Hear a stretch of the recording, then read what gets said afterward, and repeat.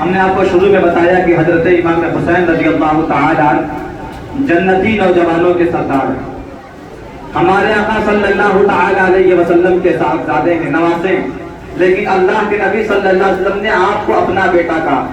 حضرت علی رضی اللہ تعالی عنہ کے لخت جگر ہیں، حضرت فاطمہ الزہرا رضی اللہ تعالی عنہ کے نور نظر۔ نبی کریم صلی اللہ تعالی علیہ وسلم کے چونکہ آپ کے آغوش میں آپ پڑھے، آپ کے آغوش میں آپ پڑھے، شریعت کو آپ نے دیکھا، قرآن کو کرتے آپ نے دیکھا، قرآن کو نازل ہوتے آپ نے دیکھا، نبی کریم صلی اللہ تعالی علیہ وسلم کے ساتھ آپ رہتے، نبی کریم صلی اللہ تعالی علیہ وسلم کی گود میں آپ بیٹھتے، نبی کریم صلی اللہ تعالی علیہ وسلم آپ سے بے پناہ محبت کرتے، آپ کے گردن کو چومتے، آپ کے رخسار کو چومتے، آپ کی پیشانی کو چومتے، آپ کے ہاتھ کو چومتے۔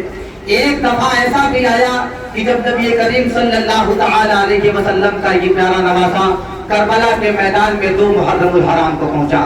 حضرات محترم اور میری جو یہ نونہال بچے اور بچیاں ہیں، آپ غور سے سنیں کہ اسلام کو بچانے کے لیے حضرت امام حسین رضی اللہ تعالی عنہ نے کیا کچھ نہیں کیا۔ اسلام کی عظمت کو بچانے کے لیے، شریعت کو بچانے کے لیے، قرآن کو بچانے کے لیے حضرت امام حسین رضی اللہ تعالی عنہ نے نہ صرف اپنے جان کی قربانی پیش کی بلکہ اپنے اولاد کے جان کی قربانی پیش کی۔ آپ کو یہ بھی معلوم ہونا چاہیے کہ کربلا کے میدان میں 6 مہینے کے اپنے بیٹے کو آپ نے قربان کر دیا، 18 سال کے بیٹے کو آپ نے قربان کر دیا، اپنے بھتیجے کو قربان کر دیا، اپنے 2 بھانجوں کو قربان کر دیا، اپنے بھائی کو بھی شہید کرا دیا۔ یہ حضرت امام حسین رضی اللہ تعالی عنہ کا جذبہ تھا۔ کیوں آپ نے قربان کر دیا؟ ایک شخص تھا، بڑا ظالم تھا، بڑا فاسق تھا، بڑا لعنتی تھا، بڑا کمینہ تھا۔ آج سے 1350 سال پہلے کی تاریخ ہے۔ وہ امام حسین جو رسول پاک صلی اللہ علیہ وسلم کے گود میں کھیلا کرتے تھے، جن سے بے پناہ پیار رسول پاک صلی اللہ علیہ وسلم کیا کرتے تھے، کربلا کے میدان میں وہ اپنے 72 جانثاروں کے ساتھ کھڑے ہیں، اپنے 72 ساتھیوں کے ساتھ کھڑے ہیں۔ ایک طرف یزید کا لشکر ہے جو تقریباً ہزاروں پر ہے، کسی کتاب میں 22,000 ہے، کسی کتاب میں 30,000 ہے، اور حضرت امام حسین رضی اللہ تعالی عنہ کے ساتھ صرف اور صرف 72 ہیں۔ آخر حضرت امام حسین رضی اللہ تعالی عنہ یزید کی بیعت کیوں نہیں کر لیے؟ یزید کو اپنا بادشاہ کیوں نہیں مان لیے؟ یزید کو اپنا خلیفہ کیوں نہیں مان لیے؟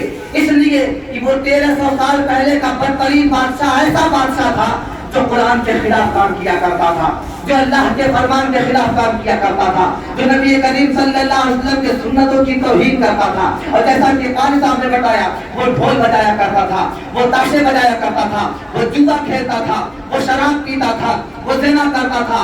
نبی کریم صلی اللہ علیہ وسلم کا وہ پیارا نواسا اگر اس کے ہاتھ پر بیعت کر لیتا، اس کو بادشاہ مان لیتا، تو ساری دنیا یہ کہتی کہ جب امام حسین نے اسے اپنا بادشاہ مان لیا ہے، جب امام حسین نے اسے اپنا خلیفہ مان لیا ہے، تو پھر ہم کون ہوتے ہیں؟ ہم بھی اسے اپنا خلیفہ تسلیم کرتے ہیں۔ اور یزید بھی یہی چاہتا تھا کہ ہم لاکھ برائی کریں، لاکھ خرافات کریں، لاکھ گناہ کریں، لیکن سب لوگ ہماری حمایت کریں۔ حضرات محترم اور میرے نونہال بچوں اور بچیوں، وہ بھی اپنے آپ کو مسلمان کہتا تھا، وہ بھی نماز پڑھتا تھا، وہ بھی اذان دیتا تھا، وہ بھی زکات ادا کرتا تھا، لیکن صحیح معنوں میں وہ مسلمان نہیں تھا۔ آج سے 1350 سال پہلے جب اس نے دین کا مذاق بنایا، دین کے ساتھ ہنسی کھیل کرنا شروع کیا، تو حضرت امام حسین رضی اللہ تعالی عنہ میدان میں آئے اور آپ نے اس کے خلاف آواز اٹھائی، علم جہاد بلند کیا، اور نہ صرف علم جہاد بلند کیا بلکہ آپ نے اپنے سر کو قربان کر دیا، اپنے بچوں کو قربان کر دیا، لیکن اسلام کی عظمت کو بچا لیا، قرآن کی حرمت کو بچا لیا۔ آج بھی بہت سارے لوگ ایسے آپ کے گلی کوچوں سے گزرتے ہوں گے، جیسا کہ قاری صاحب نے بتایا کہ آپ کے گلی کے محلوں سے، آپ کے گھر کے راستے سے لوگ امام حسین کے نام پر ڈھول تاشا بجاتے ہوئے نکلتے ہیں، ہاں حسین کرتے ہوئے نکلتے ہیں۔ خدا کی قسم یہ صحیح معنوں میں مسلمان نہیں ہے، یہ یزیدی نظام کے پیروی کرنے والے ہیں، یہ یزید کے طور طریقے پر چلنے والے ہیں۔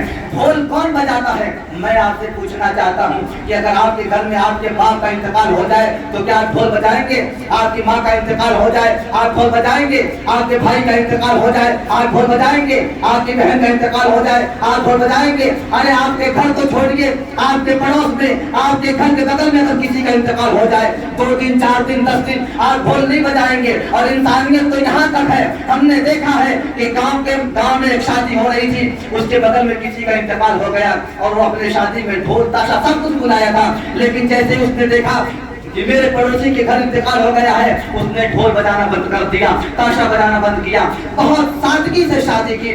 لیکن کیسے مسلمان ہیں جو نبی کریم صلی اللہ علیہ وسلم کے نماز کے شہادت پر ڈھول بجا رہے ہیں، جو نبی کریم صلی اللہ تعالی علیہ وسلم کے خاندان کے شہادت پر تاشے بجا رہے ہیں۔ خدا کی قسم یہ یزیدیوں کا نظام ہے، یزید کا طور طریقہ ہے۔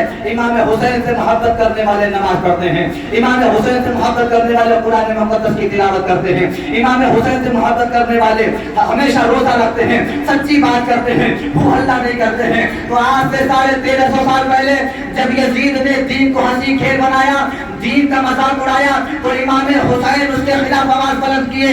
اور آج جب امام حسین کے نام پر لوگ خرافات کر رہے ہیں، لوگ برائیاں پھیلا رہے ہیں، لوگ ڈھول تاشے بجا رہے ہیں، تو میں امید کرتا ہوں کہ انشاءاللہ امام حسین سے محبت کرنے والے ان کے خلاف آواز اٹھائیں گے، ان کے میلوں میں نہیں جائیں گے، ان کے ڈھول تاشے کو نہیں دیکھیں گے۔ اور خدا کی قسم اگر یہ جو ڈھول تاشے بجا رہے ہیں سڑکوں پر، اگر آپ دیکھنا بند کر دیں تو یہ ڈھول تاشا بجانا بند کر دیں گے۔ یہ ڈھول تاشا بجاتے اس لیے ہیں کہ ان کو مزہ آتا ہے، تماشا لگتا ہے، لوگ دیکھتے ہیں، واہ واہ کرتے ہیں، تعریف کرتے ہیں۔ تو آپ اپنا کام کریے، آپ کا کام کیا ہونا چاہیے کہ آپ ڈھول تاشا نہیں دیکھیں گے۔ یہ ڈھول تاشا یہ شیطانی رقص ہے اور اسلام میں حرام ہے، حرام ہے، حرام ہے۔ اللہ تعالیٰ کا میں پیغام آپ کو بتا دوں، 2 پیغام آپ کو سناتا ہوں۔ پہلا پیغام اسی سے ریلیٹڈ ہے۔ اللہ تعالیٰ نے قرآن مقدس میں 2 جگہ ارشاد فرمایا، کبھی آپ حافظ بنے یا قرآن مقدس کی تلاوت کرو تو پڑھیے گا، 7ویں پارے میں ہے اور 8ویں پارے میں ہے۔ اللہ تعالیٰ نے ارشاد فرمایا وَذَرِ الَّذِينَ اتَّخَذُوا دِينَهُمْ لَعِبًا وَلَهْوًا وَغَرَّتْهُمُ الْحَيَاةُ الدُّنْيَا۔ اے ایمان والو، اے ایمان والیوں، اے اللہ کو اپنا رب ماننے والوں، سنو اللہ تبارک و تعالیٰ کیا کہتا ہے۔ اللہ تعالیٰ ارشاد فرماتا ہے کہ جو لوگ اپنے دین کو کھیل اور تماشا بنا لیں، جو لوگ اپنے دین کو کھیل اور تماشا بنا لیں، ان لوگوں سے دور ہو جاؤ، ان لوگوں کے قریب نہ جاؤ، اس لیے کہ دنیا کی رنگینیوں نے، دنیا کی رہنائیوں نے فریب دے دیا، انہیں دھوکہ دے دیا۔ اور یہ جو ڈھول تاشا بجاتے ہیں یہ اسلام کے نام پر بجاتے ہیں، یہ جو ڈھول تاشا بجاتے ہیں یہ امام حسین کے محبت کے نام پر بجاتے ہیں۔ خدا کی قسم یہ دین کو کھیل اور تماشا بنانا ہے، اور اللہ کا کیا حکم ہے کہ جو لوگ اپنے دین کو کھیل اور تماشا بنا لیں ان سے دور ہو جاؤ۔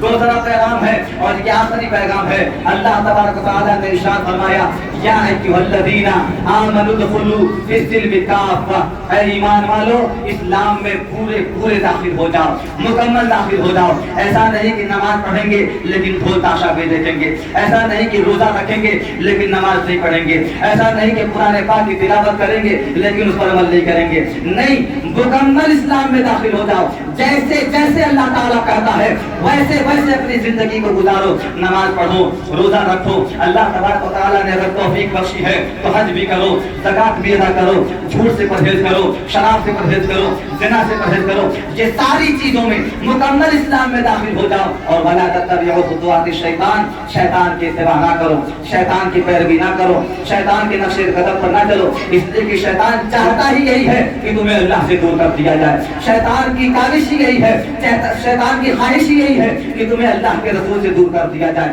تمہیں جنت سے دور کر دیا جائے۔ اور شیطان اپنے مقصد میں کامیاب ہو رہا ہے لیکن تمہیں اس سے لڑنا ہے، اسے اس کے مقصد میں کامیاب نہیں ہونے دینا ہے، تمہیں جنت تک کا سفر کرنا ہے۔ اس لیے کہ جنت ہمارا گھر ہے، ہمارے باپ کا گھر ہے۔ حضرت آدم اسلام کو جنت سے زمین پر اتارا گیا اور ہر چیز اپنے اصل کی طرف لوٹتی ہے۔ تو ہمارا اصلی گھر کیا ہے؟ ہمارا اصلی گھر جنت ہے، اور ہماری کوشش یہ ہونی چاہیے کہ ہم اپنے اصلی گھر کی طرف لوٹیں۔ تو اس کے لیے کرنا کیا ہوگا؟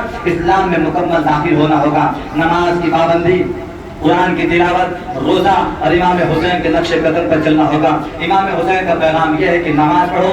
عورتوں کے لیے پیغام یہ ہے کہ ہر حال میں پردہ داری کرو، ہر حال میں پردے میں رہو، بے پردہ سڑکوں پر، چوراہوں پر، امام باڑوں میں نہ گھومو، جیسا وہ حضرت زینب رضی اللہ تعالیٰ عنہا جو امام حسین کی بہن ہے، آپ نے ان کو نصیحت کی تھی کہ میری بہن تم میں رسول پاک کی شہزادی ہو، نانا جان کی شہزادی ہو، تمہیں یہ زیب نہیں دیتا ہے کہ تمہارے بال کو کوئی دیکھے، تمہارے چہرے کو کوئی دیکھے، تو آپ حضرت فاطمہ کی کنیز ہیں، نبی کریم صلی اللہ علیہ وسلم کی امتی ہیں، آپ کو بھی یہ زیب نہیں دیتا کہ آپ کے چہرے کو کوئی دیکھے، آپ کے بال کو کوئی دیکھے، آپ کو بے پردہ کوئی دیکھے۔ اللہ تبارک و تعالیٰ کی بارگاہ میں دعا ہے کہ پروردگار عالم ہم سب کو امام حسین کے پیغام پر عمل کرنے کی توفیق عطا فرمائے۔ استغفر اللہ ربی من کل ذنب و اتوب الیہ۔ السلام